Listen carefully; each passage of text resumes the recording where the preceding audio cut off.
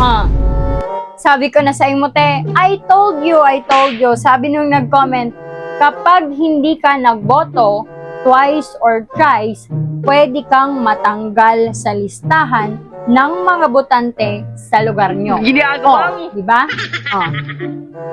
Ano ka ngayon, te? Kapag ikaw naalis sa listahan ay hindi ka na taga Pilipinas. Ano ka na sa Pilipinas? Huyu.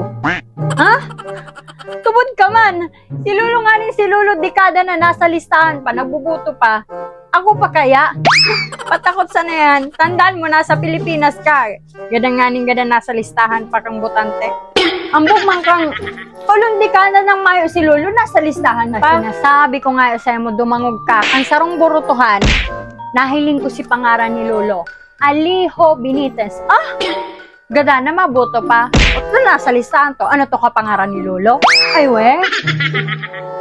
Ambog man kang. Nagyang ka yan. Pero maguli ka manggiraray, tita. Sayang bagay sa paipit. Tapuro ka paipit. Ipiton ba ang singit mo? Sa bago pa kong bilang, nariribaraw na ako. Duman, silabahan, asikasuhon mo. May ipit duman. Iipit man sinampay, singit mo ang maiipit ko dyan. Para man sa'yo mo nagsasabi, anggot ka na naman. Kaya, sana gugurang ko ng...